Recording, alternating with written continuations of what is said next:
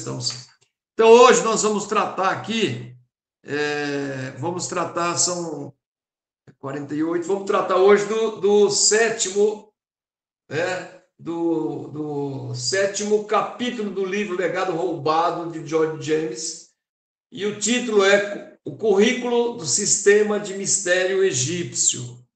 Então, esse capítulo era para ter sido apresentado, mas um professor, um companheiro, teve dificuldades de natureza pessoal, me parece que de doença, enfim, e não foi possível. E aí nós adiantamos os outros capítulos e esse ficou faltando. Então não seria de bom tom, ou não é de bom tom, que deixemos para trás um capítulo desse livro. Vamos aproveitar todo o conteúdo que ele dispõe.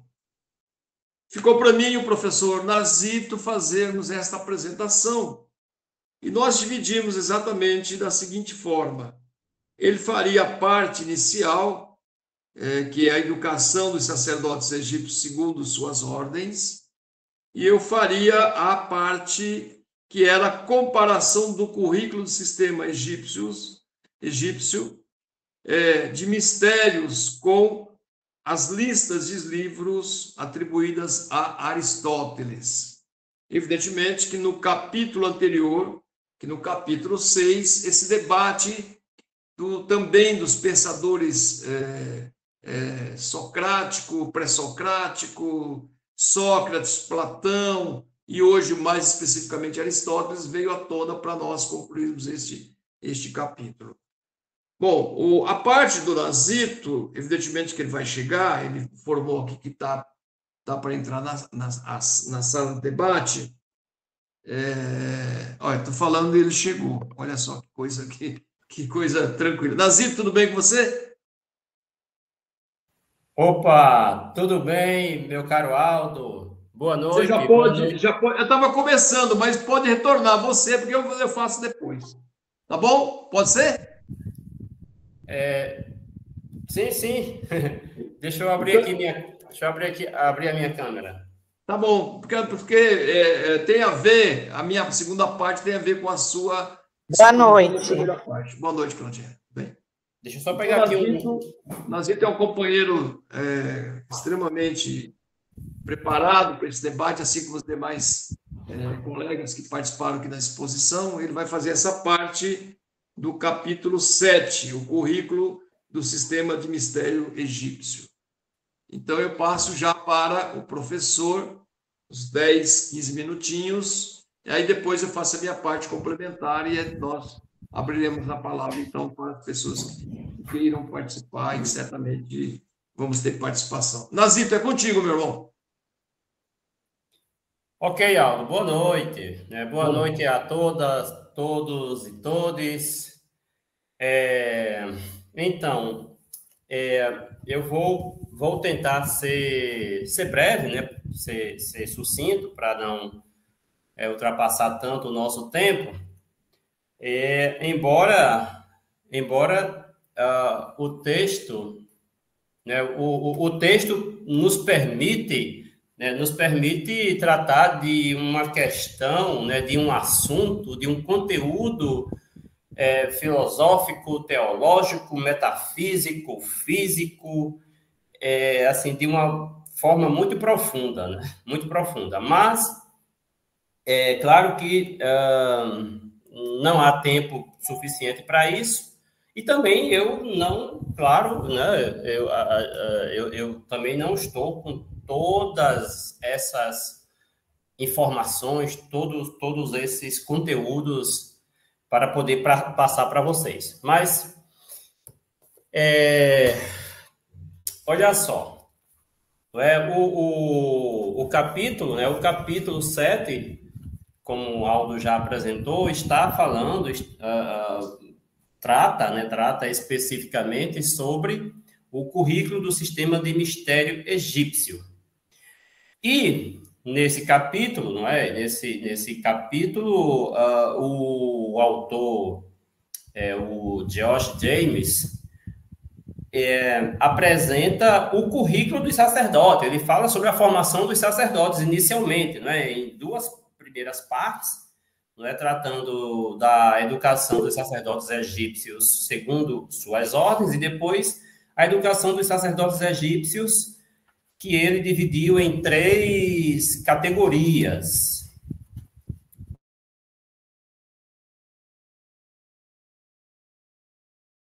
Parte, né, para quem está acompanhando aí no livro, né, a primeira parte, na página 148, é o George James, que, na verdade, aqui, gente, aqui, claro, ele está falando de forma bem específica e objetiva sobre a formação dos sacerdotes. E essa formação, gente, conforme podemos ver, conforme o autor, né, o George James fala, poxa, eu nunca vi, sinceramente, eu nunca vi, Aldo, uma formação tão profunda, tão exigente, né, tão exigente e tão longa, né, e tão longa.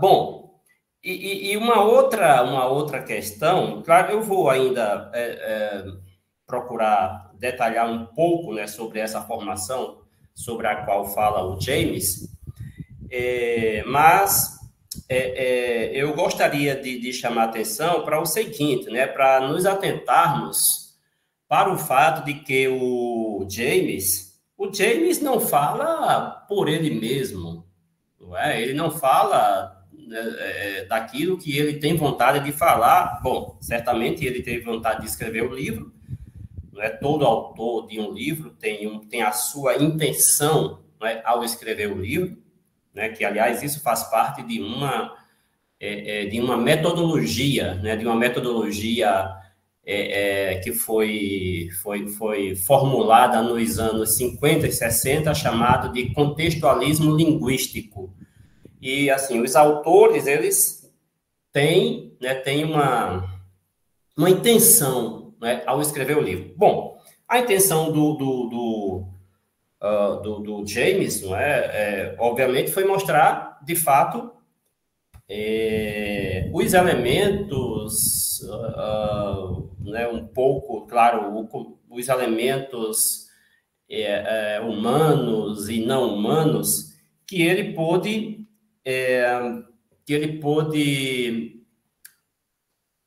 compreender dos textos, dos livros que ele leu. Não é por isso que eu falei há pouco que ele não fala por si mesmo. De maneira que ele, no início, ele fala de Diodoro, não é? Fala do Heródoto e Clemente de Alexandria.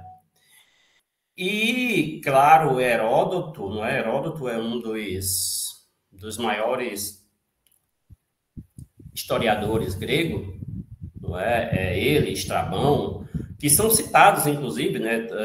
O Heródoto, o Estrabão, né? São citados como referências de intelectuais gregos que não escondem, né? Que não esconderam a cultura egípcia, não é? Que não deixaram de falar, não é, sobre a filosofia, não é, sobre a cultura egípcia e no caso mais Estrabão e tem um outro grego que agora me foge à memória, né, que ele sim falou sobre o que havia aprendido de filosofia no Antigo Egito. Mas vamos aqui ao seguinte. Então, essas ordens, né, ele fala sobre ordens, né, de sacerdotes egípcios, e que cada ordem, né, tinha que dominar, olha só, tinha que dominar um certo número dos livros de Hermes. Um certo número dos livros de Hermes. Quem é Hermes? Parece que não se tem muito... Parece, né? Parece, eu estou falando parece. Que não se tem muita notícia ou muito conhecimento, ou quase, não há conhecimento, aparentemente, né, sobre a figura do Hermes Trismegistus.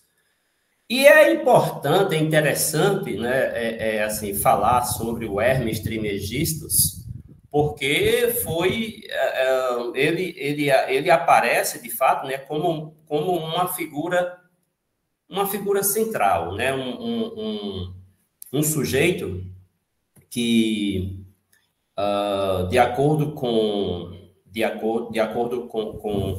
os autores que eu li, não apenas o James, mas outros, me informaram, agora tomando a expressão do próprio George James, esses autores me informaram, que o Hermes Trismegistus,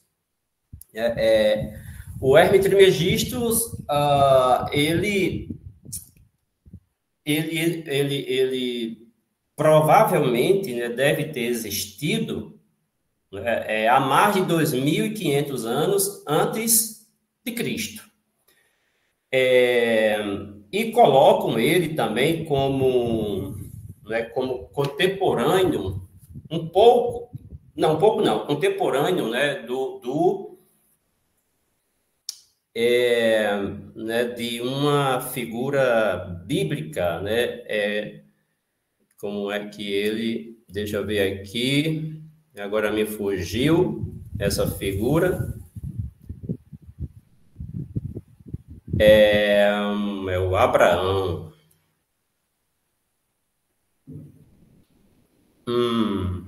Isso. Bom, então, foi o Abraão, não é? Que ele, o Hermes, deixa eu ver aqui, gente, só para confirmar o que eu quero dizer.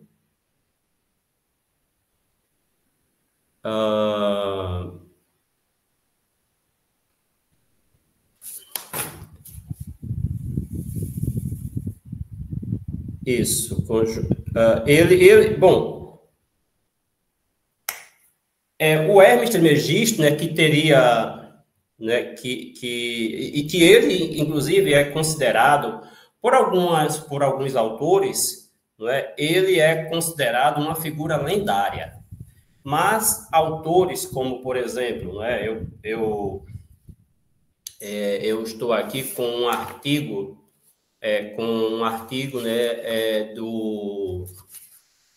do historiador Henrique, do historiador Henrique Cunha Júnior.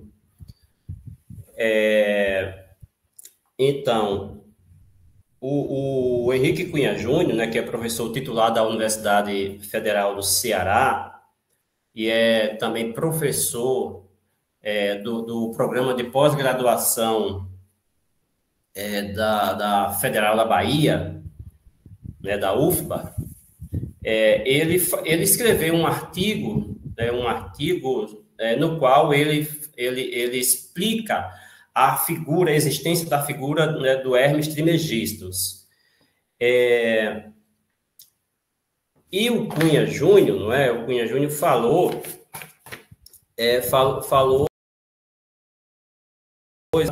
histórica, né, a existência histórica, né, do Hermes Trismegistus, que, diga-se de passagem, é visto como uma figura lendária. Mas não é isso que disse, né, o Cunha Júnior, né, o Henrique Cunha Júnior, né, que é um historiador e um professor respeitado.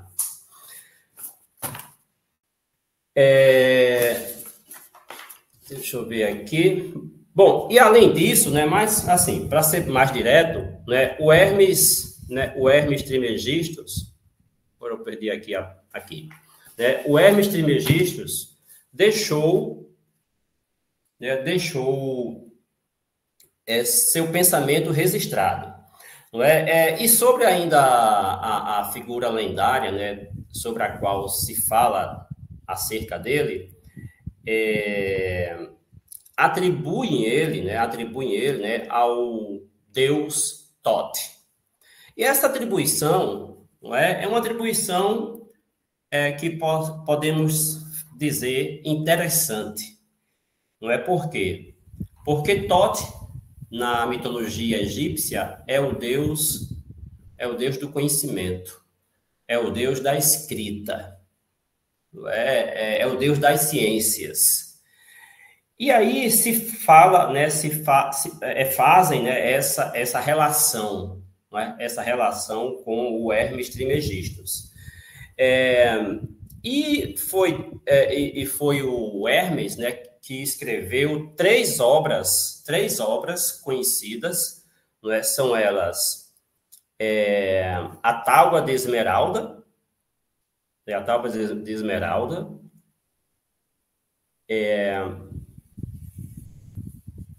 Corpus Hermético, né? Tem um corpo, essa Tábua de Esmeralda, na verdade, é o Corpus Hermético.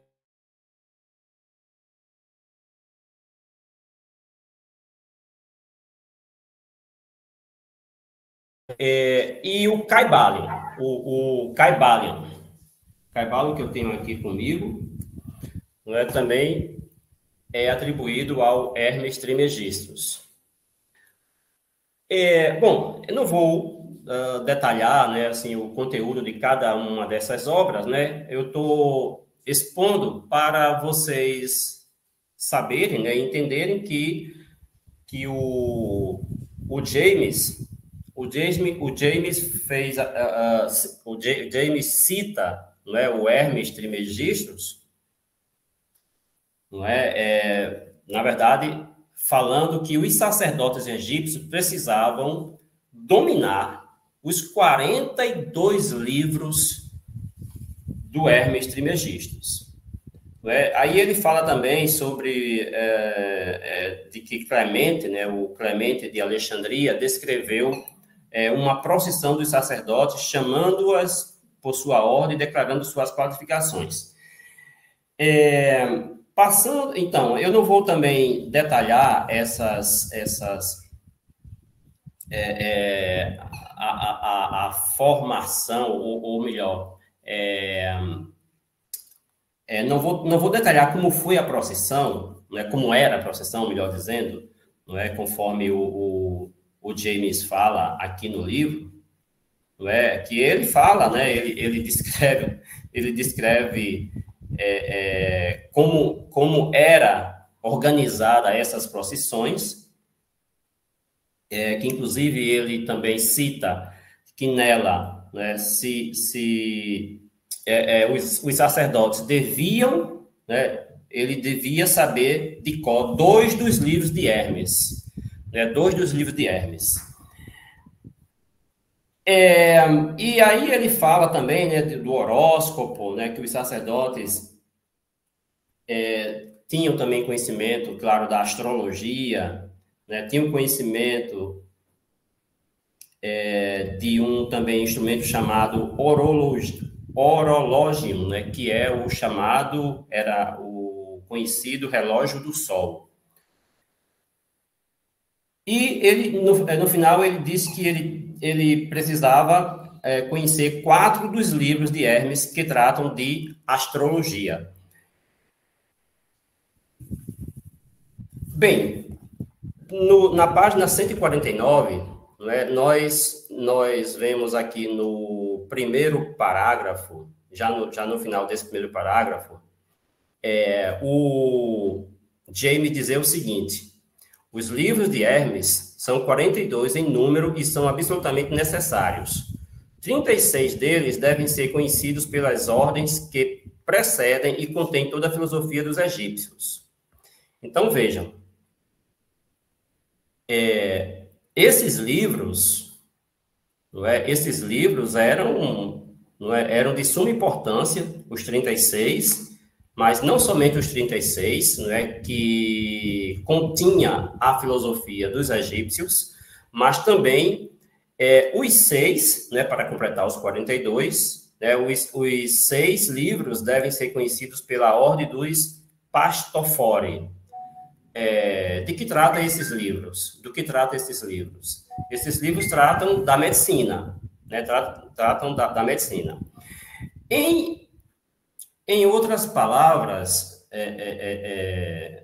pessoal, o que vai ficando claro para nós, não é que o sistema de mistérios egípcios, não é que, na verdade, o sistema de mistérios egípcios era o principal centro da cultura organizada no mundo antigo, diga-se de passagem, pelos egípcios. Não é? Mas esse sistema de mistérios egípcios, né, que funcionava também como, até como o próprio James fala, né, funcionava como o quê? Como uma universidade moderna. Era justamente o lugar onde eles recebiam, né, os neófitos, aqueles que desejavam se inserir, né, dos conhecimentos, né, do sistema de mistérios.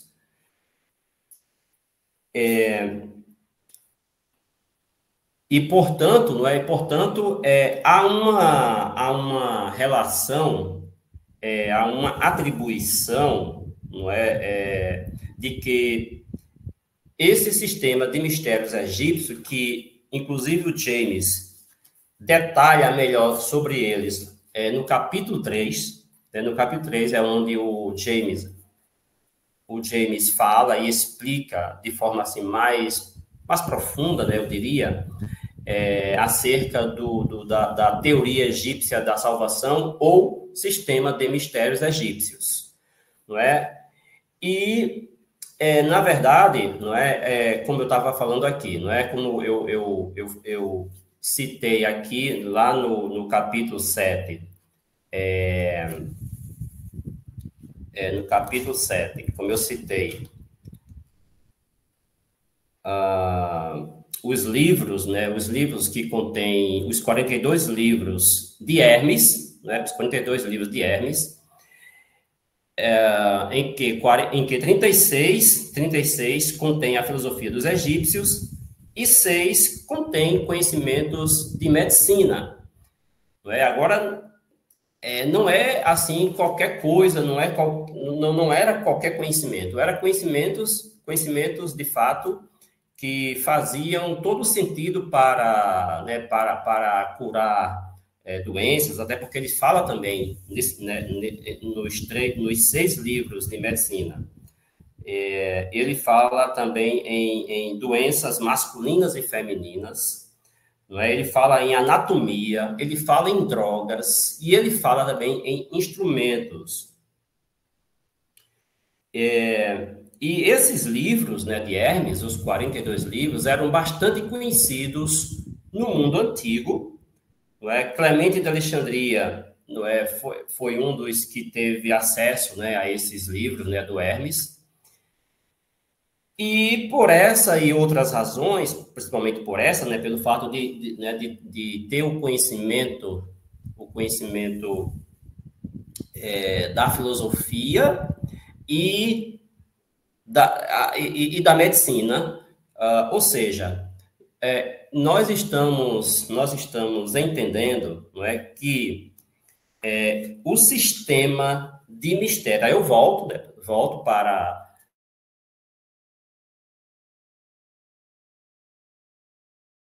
não é, a ideia, né, de que o sistema de mistérios egípcios reunia conhecimentos teológicos, conhecimentos metafísicos, conhecimentos abstratos e conhecimentos terrenos, materialistas, não é? Conhecimentos palpáveis, conhecimentos do mundo, do nosso cotidiano, como medicina, né? Como física, como alquimia, como astronomia. Então, veja o seguinte, né? Acho bastante importante ler para vocês o que o James diz aqui na página 42 do livro sobre o sistema de mistério egípcio, cujo objetivo qual era? Né? O objetivo mais importante, o objetivo mais importante, né, do sistema de mistérios era a deificação do homem.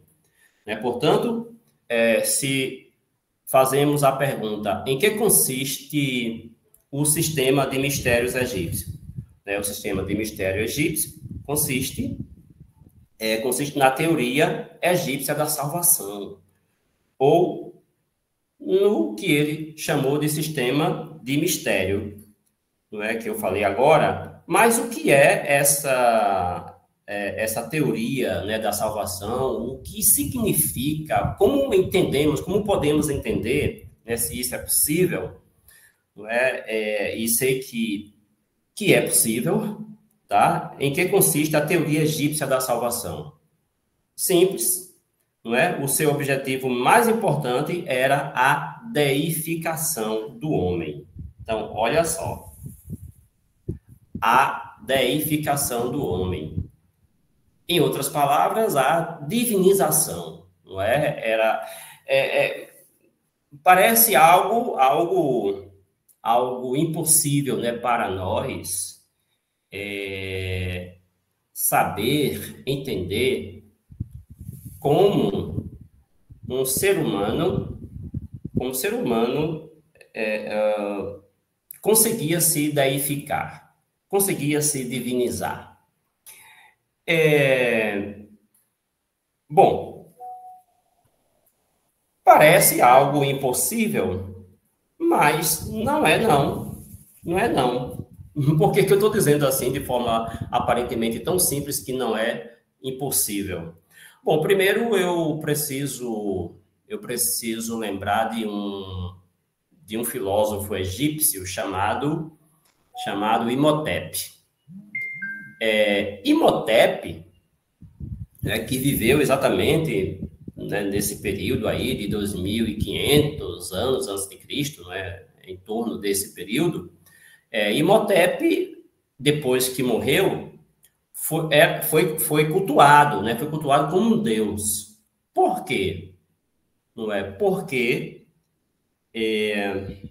ele atingiu exatamente essa proeza, né, da deificação enquanto tinha vida, durante a sua vida. Quando eu falo que não é impossível, né, eu estou aqui me reportando, por exemplo, ao que o próprio James fala. É o seguinte, eu preciso... aqui na página 43, olha só, em uma das etapas, né, da formação dos sacerdotes, porque esse é o tema, né, do capítulo 7, em uma das etapas, o James fala sobre as disciplinas que eram estudadas por eles, né? Gramática, retórica, lógica, a geometria, aritmética, astronomia e a música. Então, olha, vejam bem, no tocante à música ou harmonia, o James diz: significava a prática viva da filosofia, ou seja, o ajuste da vida humana em harmonia com Deus, até que a alma pessoal se identificasse com Deus quando ouviria e participaria da música das esferas. Era terapêutico e usado pelos sacerdotes egípcios na cura de doenças. A música. Os sacerdotes, portanto, praticavam a terapia, né? Praticavam a hipnose, isso partindo já para outros elementos, né, de cura, e vai chegar até no que o James também vai falar, isso já dito, né, pelo Hermes, ele trazendo a informação do Hermes de que os sacerdotes praticavam também a magia. Mas, só para fechar o raciocínio aqui acerca dessa possibilidade da deificação, o que eles entendem por isso, gente? O que eles entendem por essa possibilidade de deificação humana? Olha só, isso aqui é nada mais e nada menos, não era nada mais, nada menos do que a libertação da alma humana dos grilhões corporais. Inclusive, Plotino, o filósofo Plotino, define essa experiência como a libertação da mente de sua consciência finita. Então, olha só, a libertação da mente de sua consciência finita, quando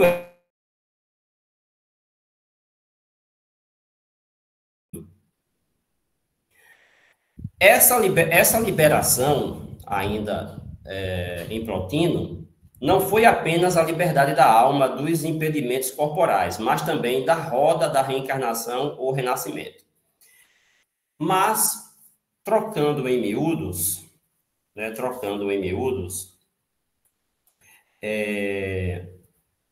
essa libertação, tá? Essa libertação da alma dos grilhões corporais é exatamente o que leva alguém para o processo de deificação, ou seja, alguém conseguir se tornar como Deus. Afinal, qual é o objetivo das religiões? Qual é o objetivo das religiões, se não tornar se não tornar o praticante, né, da religiosidade, torná-lo um ser humano melhor, né? Tornar um ser humano melhor. E como é que nos tornamos melhores? Nos tornamos melhores conseguindo superar os impulsos da carne, os impulsos do corpo, né? Aquilo que nos apreende na terra, né? Aquilo que aprisiona, né? Que nos aprisiona nesse campo materialista, de maneira que, assim, quem é muito apegado quem é muito apegado ao materialismo, ao dinheiro, né? Quem é muito apegado vai ter dificuldade de se deificar, de tornar-se como um Deus. Não era para ser Deus, não é, gente?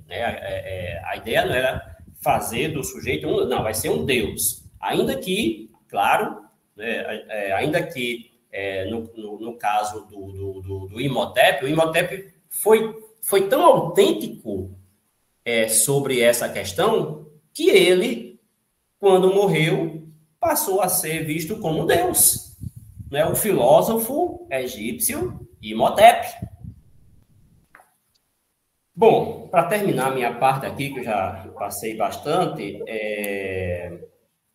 eu até passei aqui das páginas do livro, assim, eu não detalhei todos os passos, né, da formação dos sacerdotes, mas, em resumo, tá, o que o James apresenta aqui nessas duas primeiras partes do currículo, sobre o currículo do sistema de mistério egípcio, é exatamente os caminhos, as etapas pelas quais os sacerdotes precisavam passar, não é? O que eles teriam que aprender, e vocês viram que um conteúdo, um dos conteúdos indispensáveis era os livros de Hermes Trismegistus. Não é? E aí depois ele vai falar sobre as 7 artes liberais, o sistema de linguagem, que eu acabei não falando, e a magia, que eu só também citei, não é? Mas o sistema de linguagem, só para também falar um pouquinho, os hieróglifos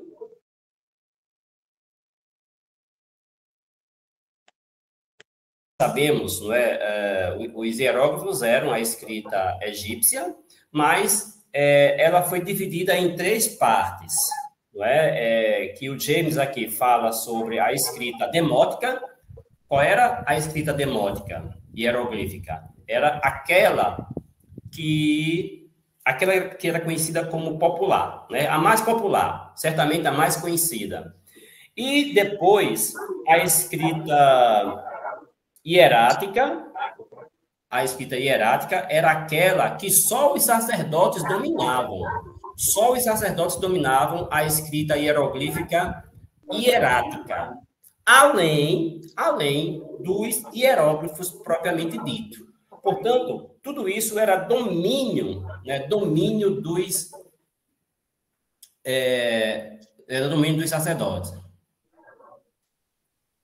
Eu falei um pouco aqui, alguém pediu para falar sobre Imhotep. Depois, nas perguntas, eu poderei falar um pouco mais, não é? Mas na frente eu vou passar para o professor Aldo, não é? Que eu acabei aqui falando demais, né?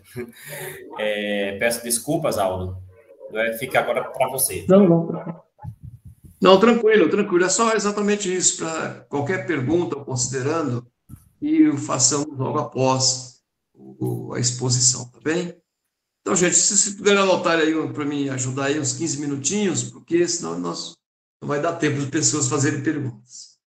A segunda parte que eu fiquei para encaminhar aqui com os companheiros trata da comparação do currículo do sistema egípcio de mistérios com as listas de livros atribuídas a Aristóteles. Então, eles vão fazer uma comparação do currículo, tá certo? Do sistema de mistérios com os livros atribuídos a Aristóteles especificamente.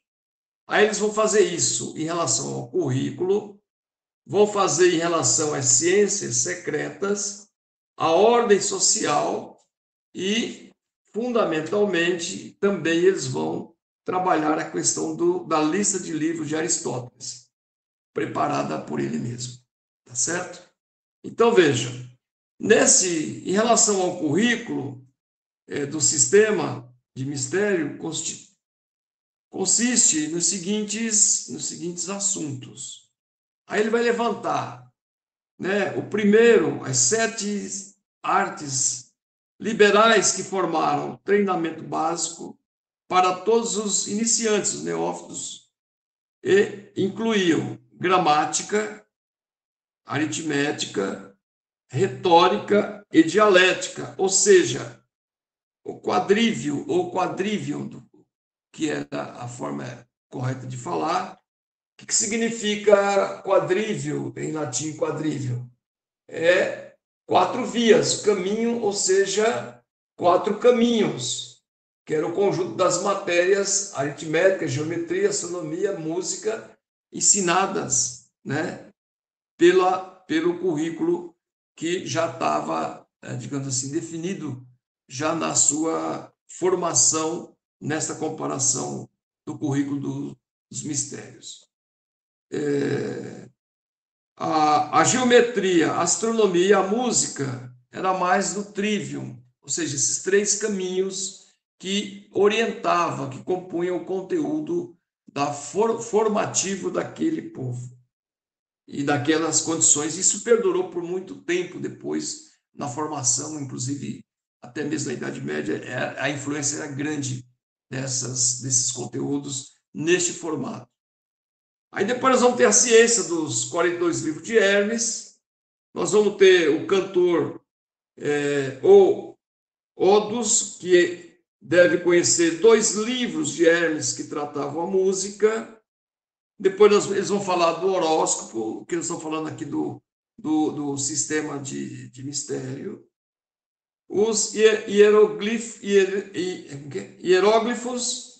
que tratava da cosmografia, da geografia, astronomia, da topografia do Egito e agrimensura.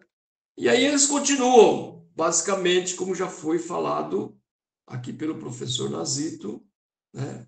E eles concluem com as ciências dos monumentos, entre aspas, eles colocam as pirâmides, templos, bibliotecas, obeliscos, enfim, arquitetura, alvenaria, carpintaria, engenharia, escultura, metalurgia, agricultura, mineração, enfim, são aquilo que já era de domínio de conhecimento daquele povo, daquela condição que constava nos livros já estudados.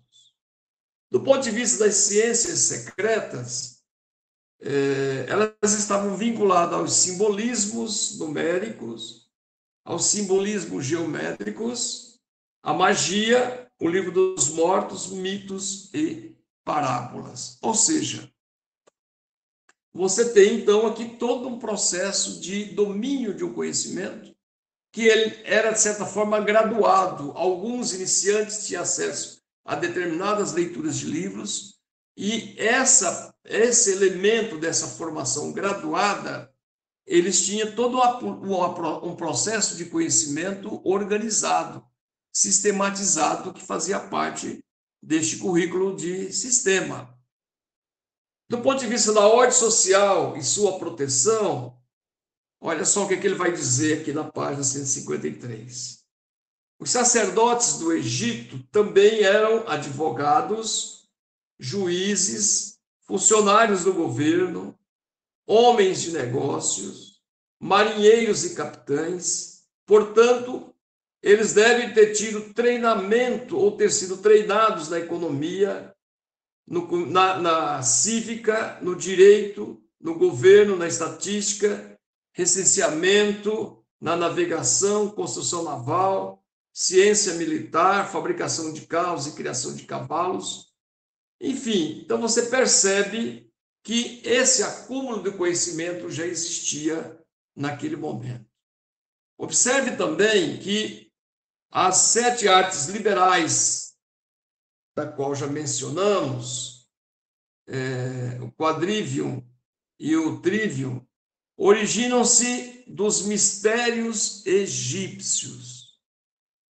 Então, veja, todo conhecimento, que alguns vão chamar de plágio, que vão dizer do legado roubado, isso já fazia parte do acervo do conhecimento daqueles sacerdotes, daquele povo que bem mais antigo do que o povo, do que os filósofos da Grécia, já tinha domínio desses conhecimentos. A lista dos livros de Aristóteles, preparada por ele mesmo, diz que Aristóteles preparou uma lista de livros numa ordem que seria teórica, cujo propósito era a verdade, e que incluía matemática, física e teologia. Do ponto de vista prático, cuja finalidade era a utilidade e que incluía ética, economia e política. Essa seria uma lista apresentada. A poética ou produtiva, cuja finalidade era a beleza e que incluía a poesia, a arte, a retórica, e o currículo do sistema de mistérios, já no Egito, incluía todos os assuntos científicos e filosóficos creditados à autoria de Aristóteles.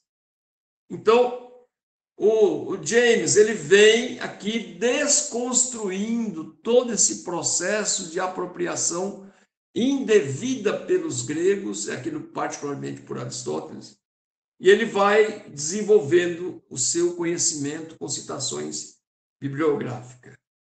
Os livros atribuídos à autoria de Aristóteles não podem ser dissociados da origem egípcia, como alguns se referem, tanto pelo saque, olha só, da Biblioteca Real, quanto por pesquisas realizadas no centro do próprio Aristóteles. Como já foi mencionado, os escritos de Aristóteles são contestados pela erudição moderna e justificando em fazer comparação entre o currículo do sistema de mistério e a lista que diz ter sido elaborada pelo próprio Aristóteles, ao invés da notória lista de 1000 livros cujos assuntos estão incluídos no currículo do sistema de mistério egípcio. Então, ele conclui exatamente tratando dessa questão. Eles fazem uma comparação, tá certo? No 7º capítulo, eles fazem uma comparação do currículo do sistema de mistérios do Egito, egípcio, cita formato como era organizado o próprio conteúdo e fecha com as propostas, com as sugestões de conteúdo apresentado por Aristóteles e vão descaracterizando, desconstruindo todo o processo do conhecimento que é publicado pelos filósofos que foram, digamos assim, apropriados daquele conhecimento, que é o conhecimento do mundo, do conhecimento do mundo, do sistema egípcio de mistérios, com as listas de livros que foram, muito claro aqui o subtítulo, que foram atribuídas a Aristóteles. Então, como nós podemos perceber, colegas aqui presentes, o livro, do começo ao fim, o próprio título do livro já abre a polêmica de forma rasgada, de forma objetiva, inconteste. Ou seja, o legado roubado significa, portanto, a filosofia grega é a filosofia egípcia roubada.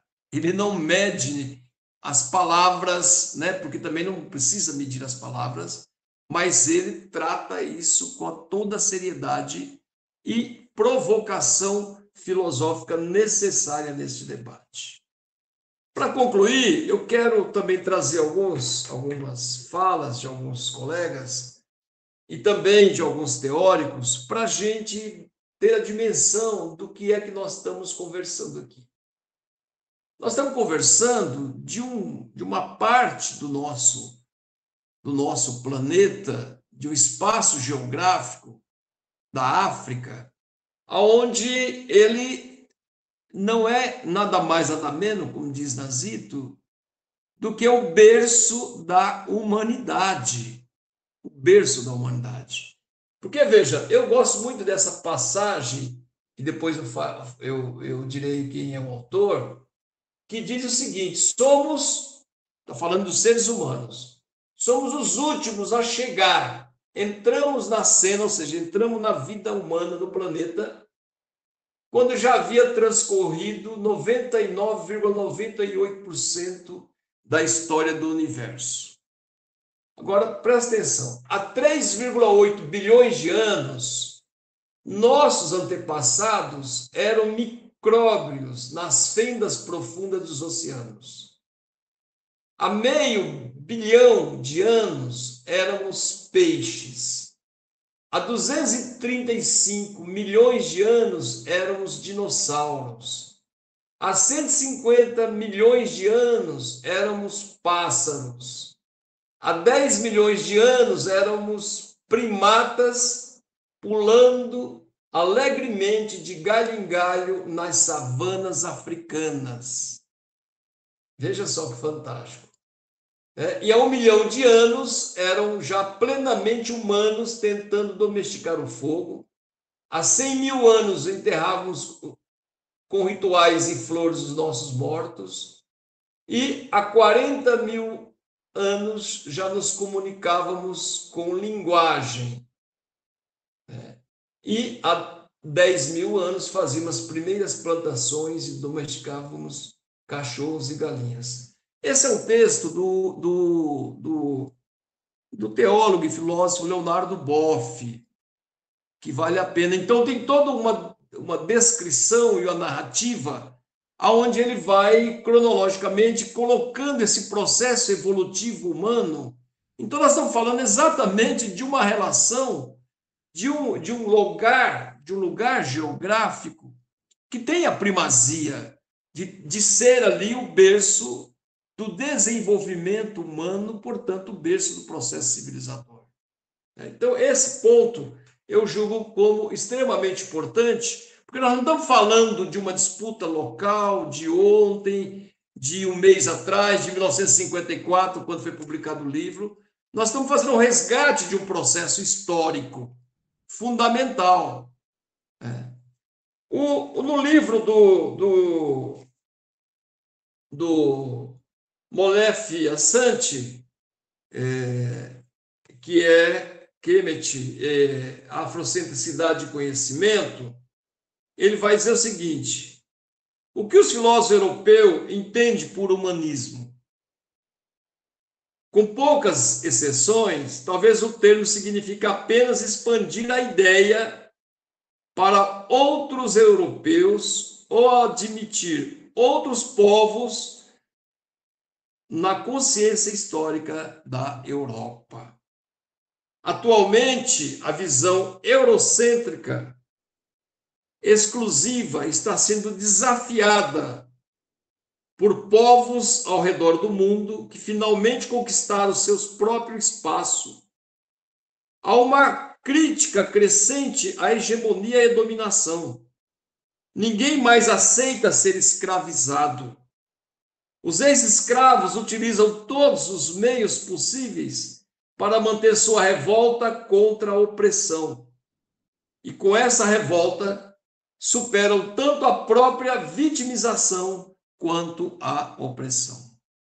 Então, vejam, são livros estudiosos que trazem efetivamente ao conjunto do conhecimento essa reflexão que, na minha opinião, significa uma profunda ruptura com a perspectiva eurocêntrica, retomando, né, a história e essa nossa perspectiva da ancestralidade, o conhecimento produzido por aqueles povos através dos sacerdotes, enfim, que foram vítimas de saqueamentos, de roubo dos seus conhecimentos, de apropriação indevida dos seus conhecimentos.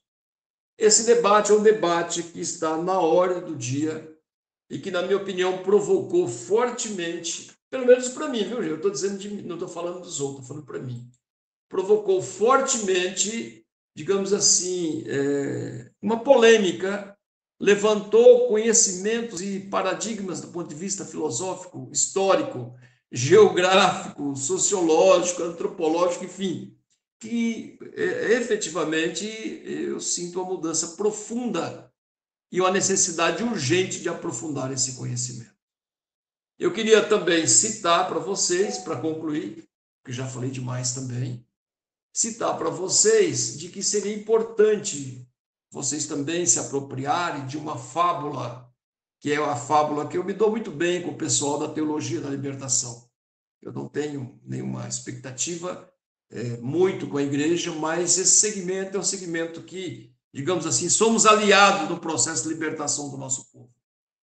Eu diria que a fábula da águia e da galinha do Leonardo Boff também é uma fábula fundamental que eu acho que todo mundo aqui já tem conhecimento, né? Que tem conhecimento do que significa isso, que trata exatamente, quando ele faz uma crítica à globalização nesse processo atual, ele cita, por exemplo, o educador de Gana, da África Ocidental, chamado James Aggrey, exatamente onde ele conta essa fábula, Eu não sei se vocês têm paciência para que eu possa ler, mas depois eu coloco no grupo para vocês tomarem conhecimento dela. Que exatamente faz essa questão do que nós queremos do ponto de vista educacional. Nos colocarmos ou nos situarmos no campo daqueles que se contentam com as migalhas jogadas da mesa, das mesas dos opressores, ou se nós temos uma perspectiva de olhar para o horizonte como uma águia, pensar fortemente numa perspectiva muito mais ampla do conhecimento humano, e ele cita exatamente, ele faz essa fala dele, de James A. Gray, exatamente num momento polêmico, onde eles estavam no início do século passado, né, nos embates pela descolonização. Então, num conflito que tinha num grupo de reunião, ele cita essa fábula que é fantástica, e depois eu coloco lá no grupo. Quem já leu, lê outra vez, não faz diferença nenhuma, muito pelo contrário, nos coloca diante de uma releitura importante. Quem não leu, é importante para nós trabalhar, por exemplo, na educação básica, que é de fácil compreensão para todos nós. Gente, era um pouco isso que eu estava refletindo, e acabei complementando com aquilo que o autor apresentou, que foi exatamente o capítulo 7, o currículo do sistema de mistério egípcio. Eu dou por concluído agora a minha fala e vamos abrir a palavra para caso algum colega que queira fazer, considerando, ou queira fazer alguma pergunta, ou mesmo responder algum complemento, considerando que nós aqui estamos estudando um livro. Aqui eu não sou especialista no conhecimento do egípcio, nós estamos aqui fazendo um esforço danado, pelo menos isso tem que ser muito valorizado, assim como todos e todas que fizeram exposição aqui neste nosso canto, nessa nossa conversa virtual semanal, tá bom? Então, abra a palavra está aberta para quem queira se manifestar. É claro que precisa ser todo mundo ao mesmo tempo, mas a Neuza já começou. Vai lá, Neuza.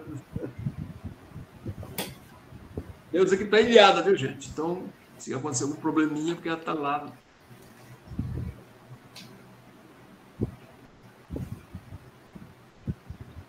Aldo, então, eu pedi a palavra só para ler algumas perguntas que estão no chat. E aí pedi aos companheiros para fazerem as perguntas, levantar a mão, né? Porque eu vou ter que sair daqui a pouquinho, que está acabando a bateria do meu celular. Então, eu vou ler as perguntas que estão no chat, e aí depois, quem quiser complementar, fazer mais outras perguntas, eu peço que levante a mão para que o Aldo, então, tenha acesso, né, e possa ceder a palavra. Eu vou ler rapidinho as perguntas, só um minutinho. Cuidado.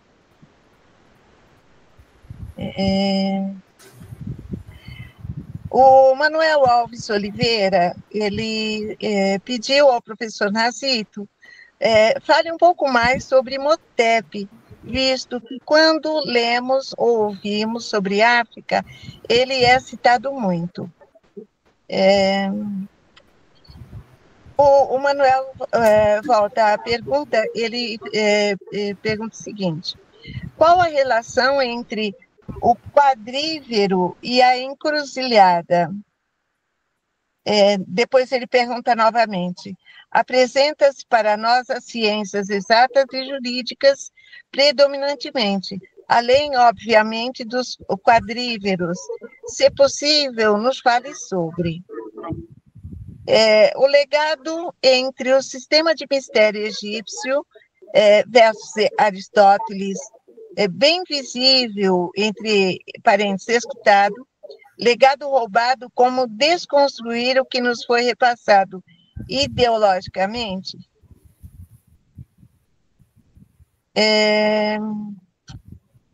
Aí ele comenta: as migalhas sequer são jogadas, elas caem contrariando as bondades deles. A Valderez comenta: o ultraliberalismo não abre mão nem das migalhas. Então, são essas as perguntas que estão no chat. Aí eu peço aos companheiros que façam as perguntas, levante a mão e usem o microfone. Tá bom? Ok, Nilson, obrigado. Evidentemente que as perguntas estão claras, mas tem duas pessoas. Tem a Deusuíta que levantou a mão e depois. Pode falar, Deusuíta. 3 minutinhos. O Davi também levantou a mão.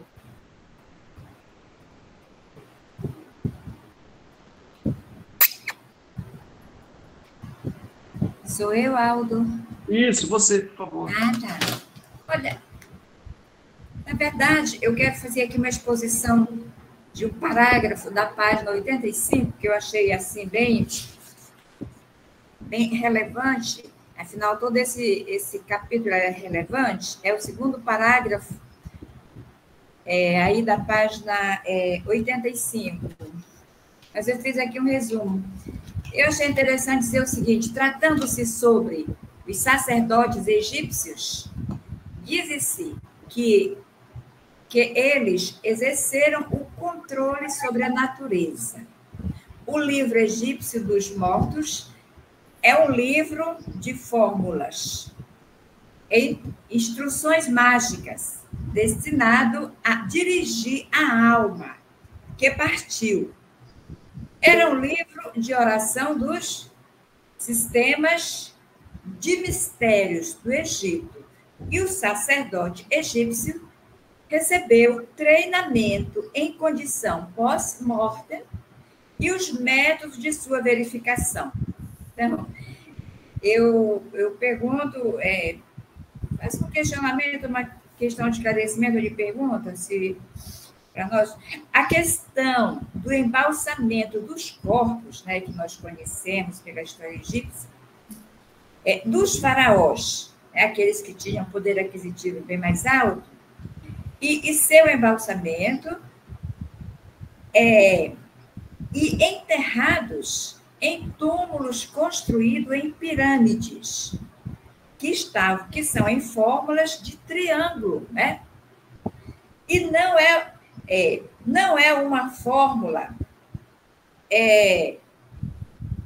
de enaltecer a geometria.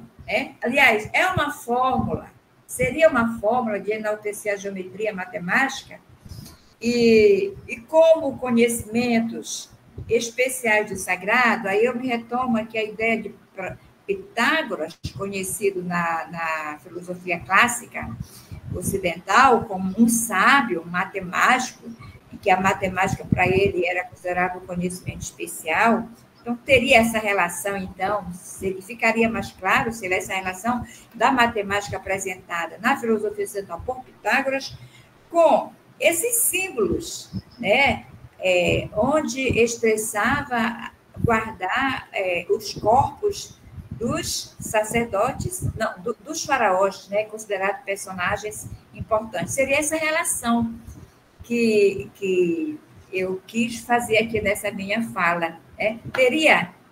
Seria mais ou menos, teria essa relação ou está bem distanciado assim? Talvez o Nazito, né, que fez a exposição dessa parte. É isso. Ok, obrigado. Jaime, Odacir, você levantou a mão ou eu... Não, Aldo, ainda não, mas eu falo depois. Eu falo. Jaime, por favor. Boa noite a todos, todas e todos. Eu gostaria de perguntar para o professor Nazito, o livro do George James, ele fala da questão aí desse capítulo sacerdotal, ele fala em graus, e relacionando com essa construção das pirâmides e etc., a gente sabe que apareceu aí durante a construção do mundo, até filosófico, ordens, né? Ordens que eram discretas, ordens que não faziam parte da própria igreja dominante na época do Império Romano, né?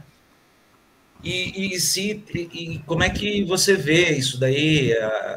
Se existe alguma forma de falar e relacionar com o conhecimento dessas ordens iniciáticas, que tinham guardado vários conhecimentos. Sabe-se que até essas ordens também, elas vêm, inclusive, do próprio Egito, o conhecimento. E eu não sei se dá para estabelecer alguma conexão com esses conhecimentos dessas ordens aí secretas, discretas, ou o que seja. Era isso que eu queria perguntar para o professor Nazito. Obrigado, doutor Jaime. Companheiro, nós estamos com um problema aqui, é um problema de horário. Já são 20h55. Então, nós estamos com um problema também para ficando um pouco prolongado. Então, eu queria ver se tem mais alguém que gostaria de fazer uso da palavra, para que a gente pudesse fazer uma rodada de considerando respostas e considerações finais. Tem mais alguém? Já foram feitas perguntas que a Neuza colocou aqui, as que estavam no chat, e agora outras perguntas também feitas aqui diretamente. Tem mais alguma pergunta ou alguma adendo, algum considerando? Porque senão nós passaríamos já para essa parte de respostas e considerando dos expositores. Pode ser?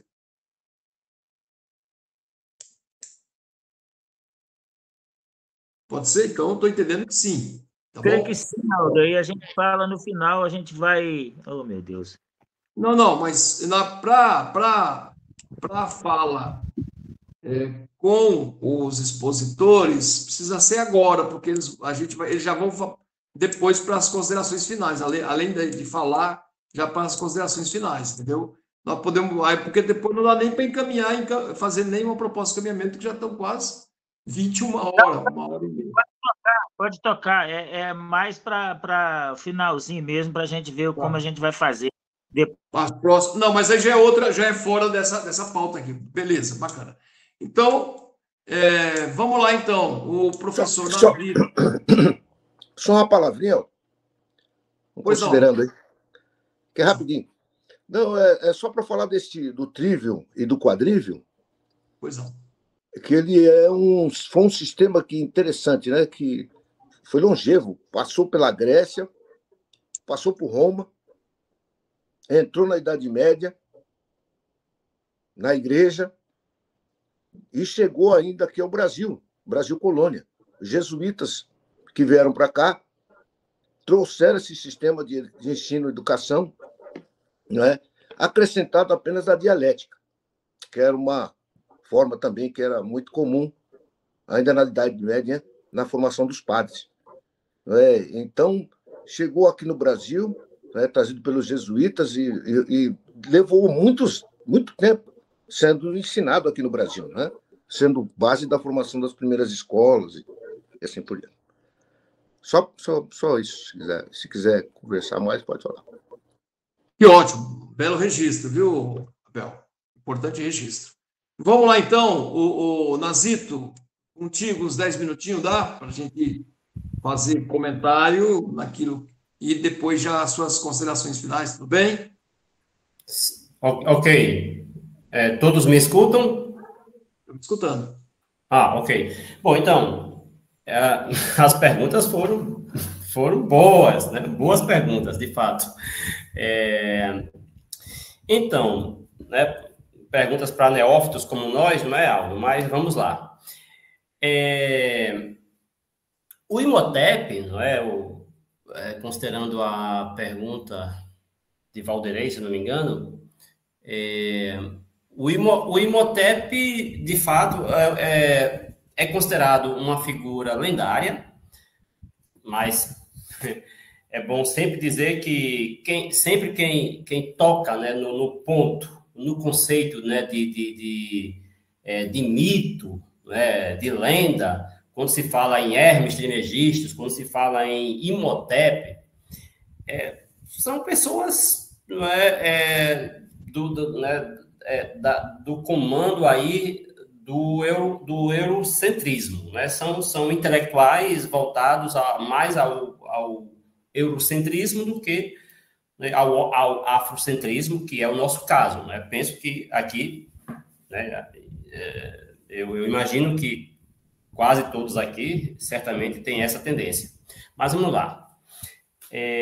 O Imhotep, de acordo com alguns historiadores, viveu entre 2600, teria vivido, né, entre 2686 a 2613 antes de Cristo. Foi um vizir, né, ele era um vizir, do faraó, me escapa agora o nome do faraó, me perdoem, mas enfim, ele era um vizir. Quem era o vizir, né? O que fazia o vizir? Primeiro, o vizir era um sujeito que era muito competente, né? Que era muito sábio, que tinha conhecimentos variados, né? Era considerado um polímata, portanto, né? Porque tinha conhecimento de astronomia, tinha conhecimento de matemática, tinha conhecimento geográfico, tinha conhecimento enfim, tinha vários tipos de conhecimentos, além, claro, de ser um excelente administrador, né?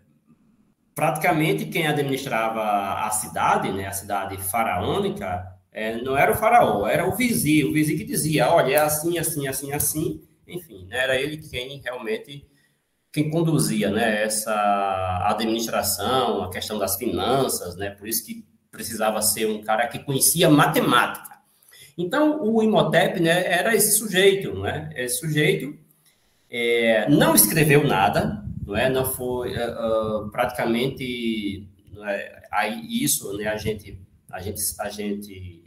gente lê exatamente de que nada foi encontrado texto do Imhotep, mas o que foi encontrado do Imhotep? Foram encontrados textos de outros sábios que falavam sobre ele. Né? Por exemplo, tem um documento chamado A Canção do Banquete, né? A Canção do Banquete, que fala do Imhotep, que fala do Hadedef, que é um outro filósofo egípcio. Então, esses textos, nesses fragmentos, né, foram encontrados e foram reunidos a ponto de alguém, né, a ponto de depois se entender que um sujeito como Imhotep existiu e que disse tais e tais coisas.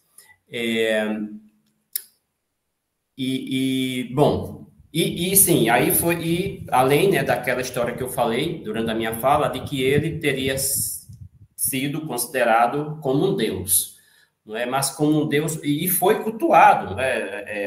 Há alguns relatos de que fizeram a estátua dele, e existe, claro, essa estátua, e teriam prestado culto a ele, né? Mas é naquele sentido, não é?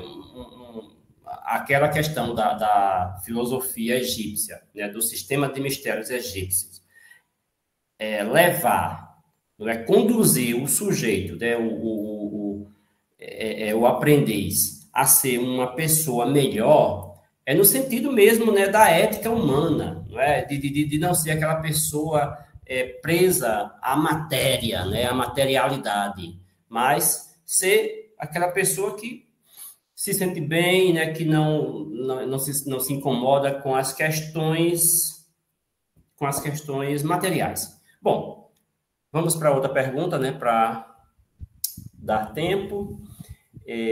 Mas, é claro, apesar de não ter escrito nada, que é considerado, inclusive, como Sócrates, a gente tem muito ainda o que falar sobre o Imhotep. Eu vou tentar aqui assim, a Desuíta, você me perdoa, mas eu esqueci exatamente o que você está querendo que eu fale. Eu não lembro bem a sua pergunta, porque na hora eu estava fazendo a anotação, aí me perdoa, que eu acabei me esquecendo do que você me pediu. Desculpe-me.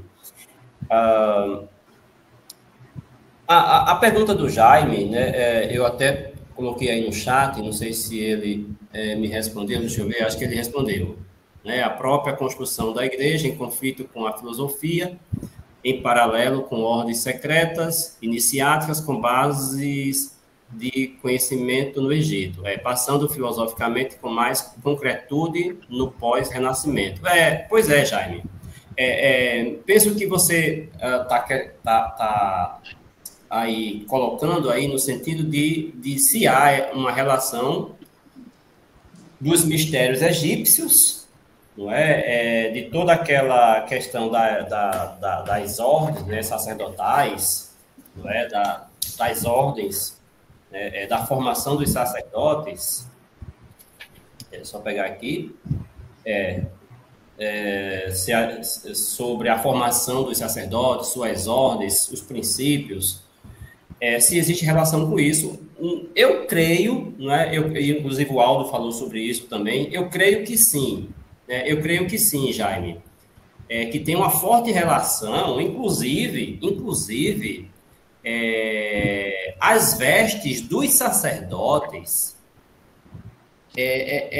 praticamente uma cópia da veste dos sacerdotes da época dos egípcios.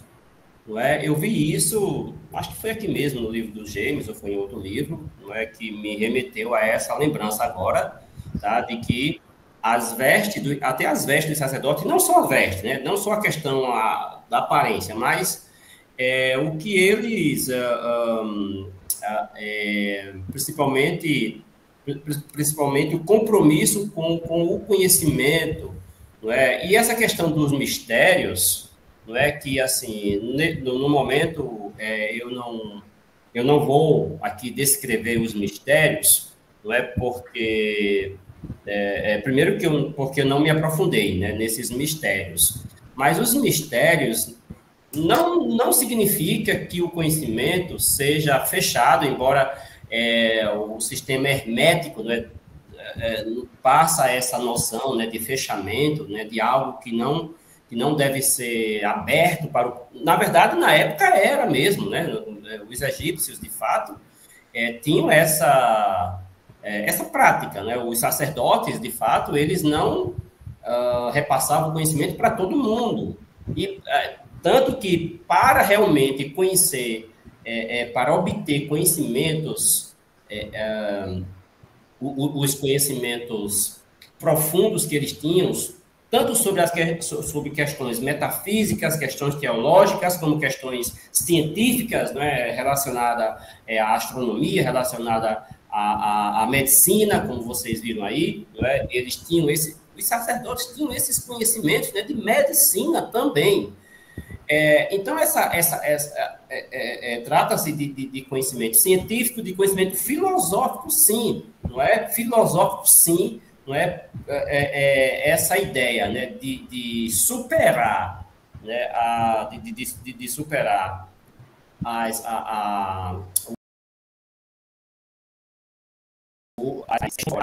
os movimentos, os impulsos corporais.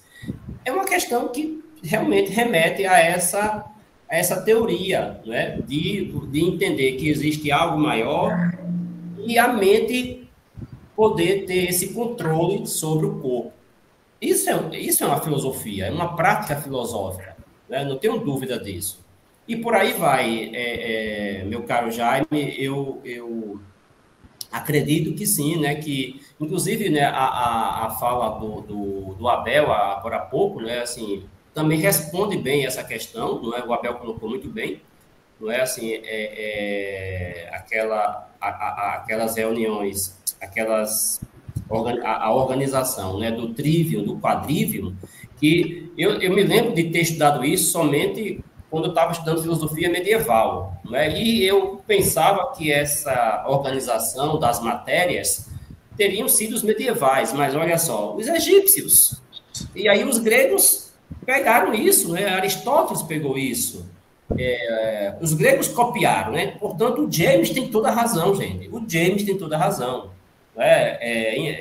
Não importa a forma como ele faz aqui no livro, né? Não é uma forma, digamos, completamente acadêmica, de acordo com as normas da ABNT, não é, que mudam tanto, mas é possível que nós tenhamos essa compreensão sobre a anterioridade da filosofia egípcia muito antes dos gregos.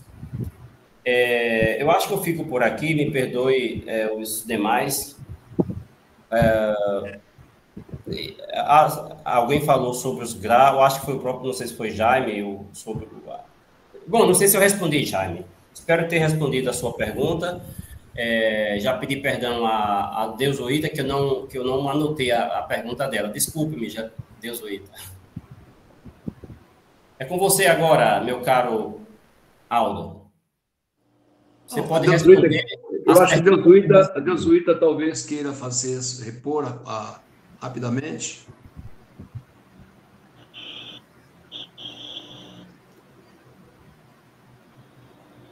Vou falar, Deusoíta, caso queira repor rapidamente a pergunta. Sim, não, Nazito, não era bem uma pergunta, era mais assim uma exposição que eu quis fazer um levantamento aqui do parágrafo da página 85, que praticamente destaca os sacerdotes egípcios, relacionado ao livro sagrado dos mortos, né? E no qual é destinado a dirigir a alma, né, que partiu. Essa questão é como se fosse aqui um rito, né, que partiu. E esse livro, então, que era um dos mistérios egípcios, que eu quis fazer esta relação, eu quis falar que terá uma relação com a questão do embalsamento dos corpos dos faraós, né, porque os faraós, como pessoas influentes, ele tinha essa oportunidade de receber esse ritual, e depois também a relação com o local onde eles eram enterrados, em pirâmides, que tinha fórmulas matemáticas, né? Triangular, né? E pensando também que Pitágoras de Samos apresentou a matemática como conhecimento praticamente especial, eu disse, não estaria ligado à matemática com através desses símbolos geométricos e matemáticos, como um conhecimento do sagrado, né, que tem as suas raízes no Egito, né, e que enaltece também a matemática, assim como Pitágoras fazia esse enaltecimento da matemática. Os egípcios, com essa prática dessas pirâmides, né, que é um dos exemplos, não seria também uma forma de enaltecer esses conhecimentos, não seriam conhecimentos sagrados? Foi mais ou menos essa mistura que eu quis colocar aí dessa relação toda. Eu vou só responder rapidamente, Aldo. Não, muito bem colocado, Deusoíta. Você falou inicialmente no livro dos mortos, sobre o livro dos mortos. O livro dos mortos, estou tendo, né, aos poucos, estou tendo oportunidade de ir conhecendo essa riqueza egípcia. Não existe somente um livro dos mortos.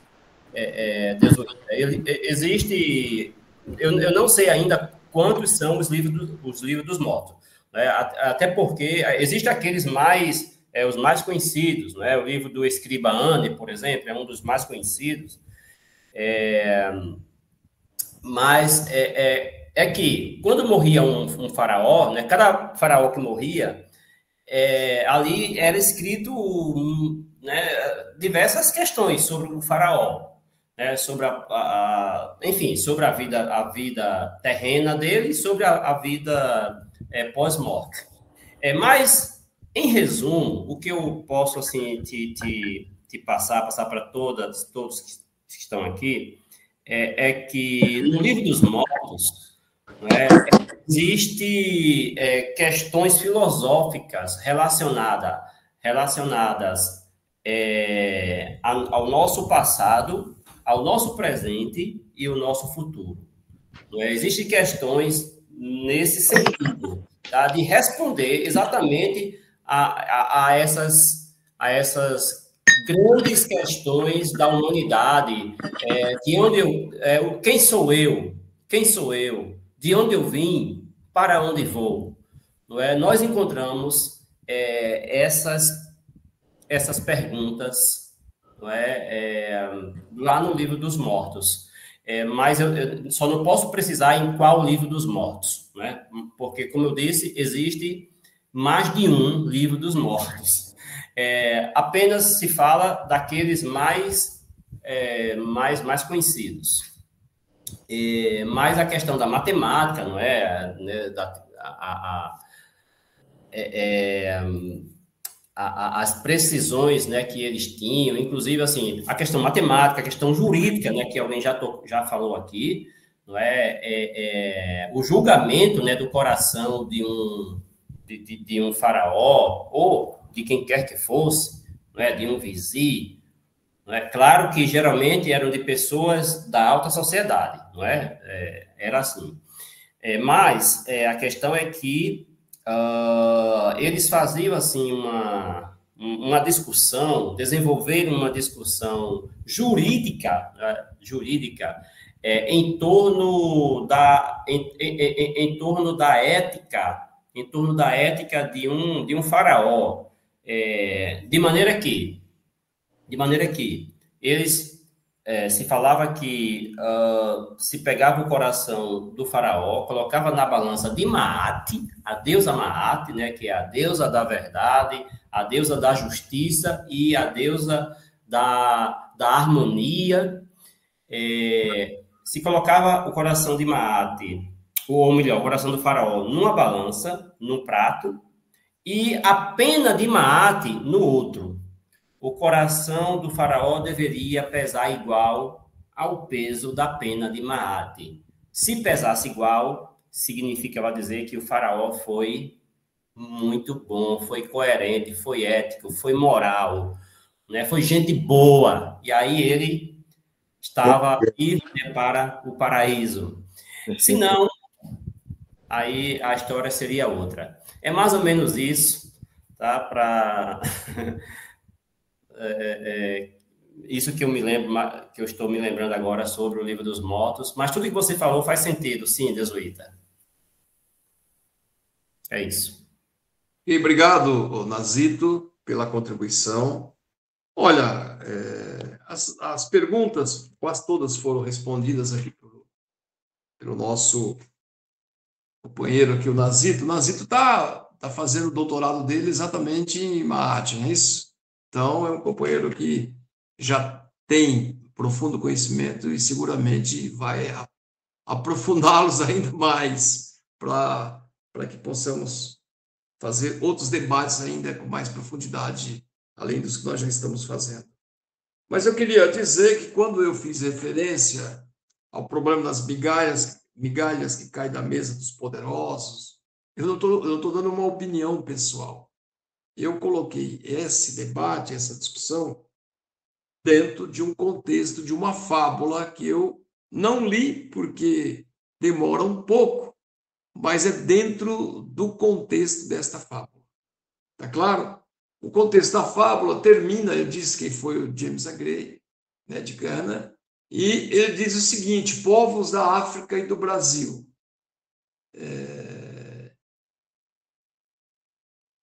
Por isso, irmãos e irmãs, abram as asas e voem. Voem como águias, jamais se contente com os grãos que lhes jogarem aos pés para ciscarem, ou para ciscar. Então, ele está fazendo, é uma fábula que tem como análise, como referência, o conceito da águia e da galinha.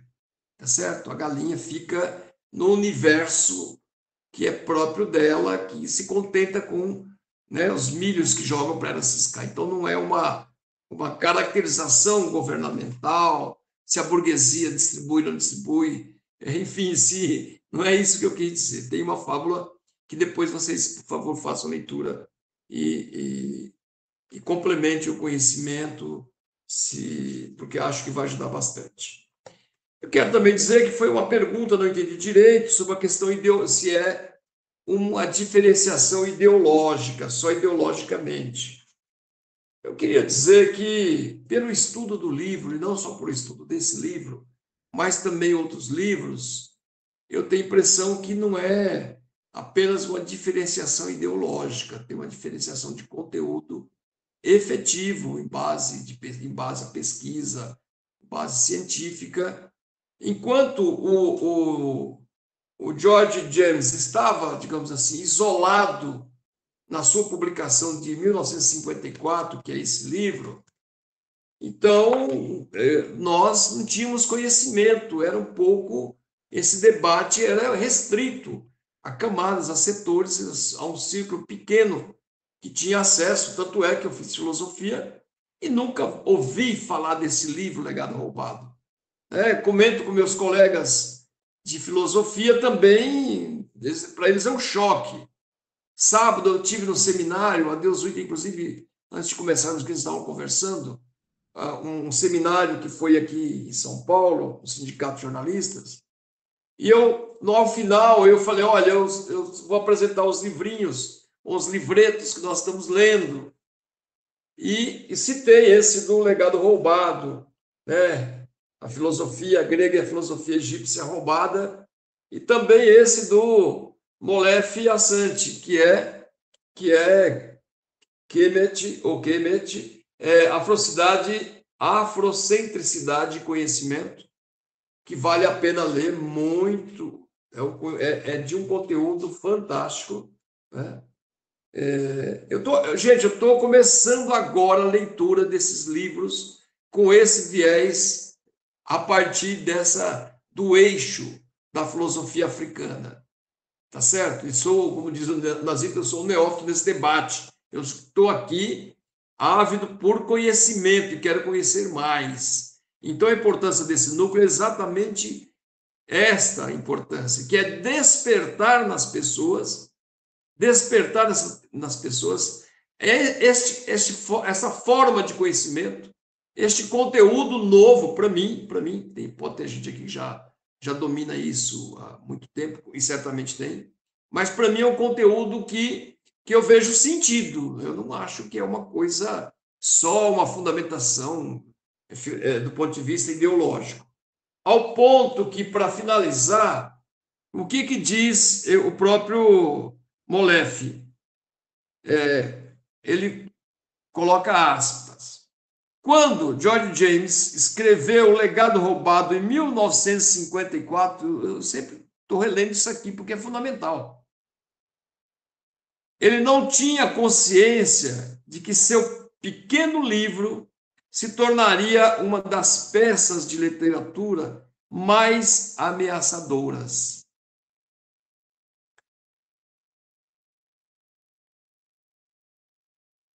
O Legado Roubado não era perigoso no sentido de que pedia uma revolução contra a opressão ou que promovia ataques contra racistas brancos.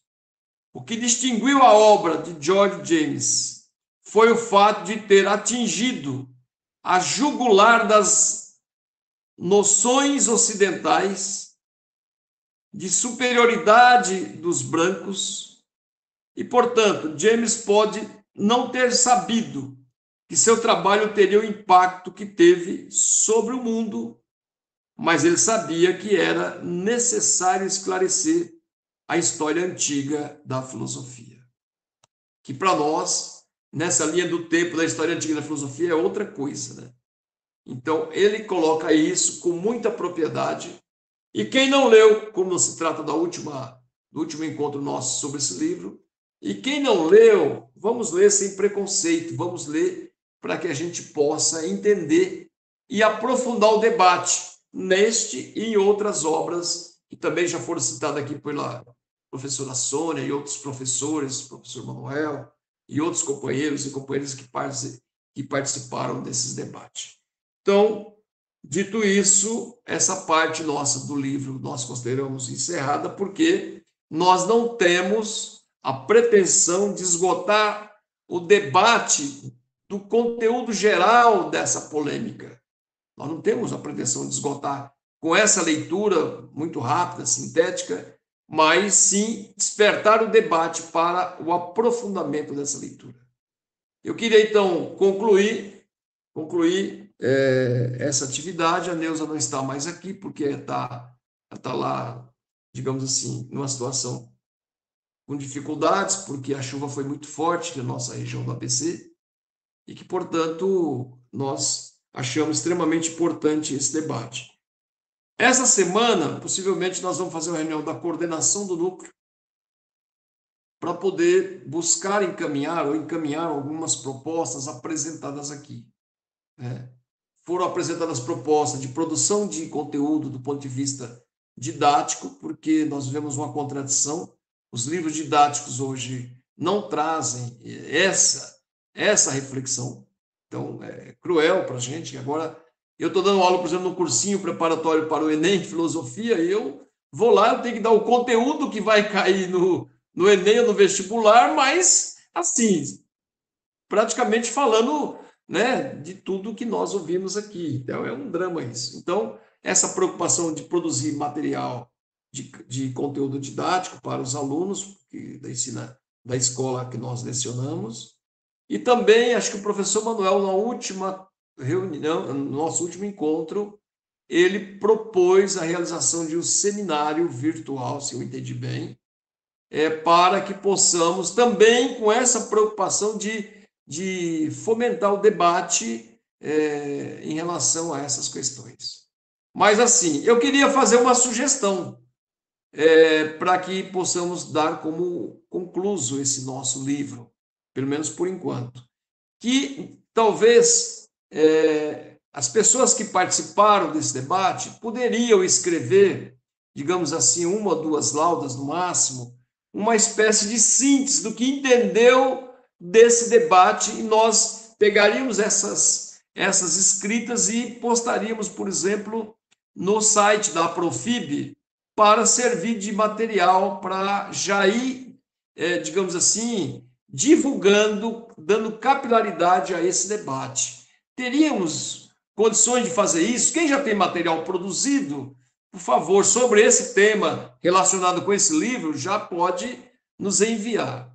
Quem não tem, e caso queira fazer a reflexão do inteiro teor das exposições, das perguntas, dos questionamentos, dos considerandos, dos complementos feitos aqui neste nosso estudo,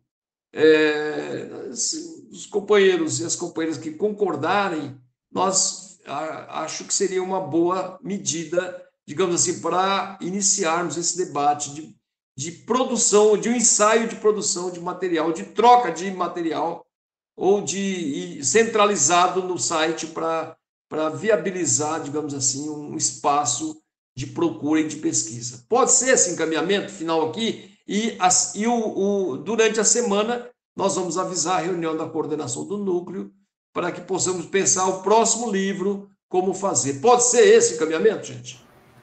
Pode. Quem concorda, dá um ok aí para a gente... Pode ser? Legal. Pode ser que nem todo mundo consiga produzir, mas os que conseguirem, nós vamos disponibilizar. Vamos disponibilizar para todos, efetivamente. Tá bom, pessoal? Então, nós queremos aqui agradecer fortemente a ampla participação de todos e todas neste grupo de estudo. Nós vamos agora retomar, a partir, talvez, da semana que vem, novos livros, e aí vamos também estamos abertos a receber, digamos assim, sugestões para que possamos dar continuidade ao estudo. E nós estamos pensando, inclusive, com uma proposta jesuíta que foi também apresentada pelo Abel, de constituirmos um grupo, um GT também, de trabalho sobre a filosofia indígena, que eu acho que também é um desafio muito grande para todos nós, que vai ser feito um estudo, claro, aberto a todo mundo, mas com outro grupo de pessoas de expositores que tem, digamos assim, domínio ou tem preocupação dessa temática, que a Deusvita colocou isso no começo, mas no começo, quando começamos esse núcleo pan-africanista. Tá bom? Quero agradecer a todos e todas, um grande abraço, foi uma satisfação imensa para todos nós a participação de vocês, todos e todas, e com isso nós temos a certeza que nós estamos ampliando ainda mais aquilo que é fundamental para o educador sério e comprometido, que é a formação para que possa socializar com os nossos educandos, para que nós possamos construir um país onde possa a verdade e o conhecimento ser um elemento determinante. Boa noite, obrigado. Boa noite. Boa noite, gente. Boa noite. E Rebeldias que seguem. Tchau, pessoal. Um abraço.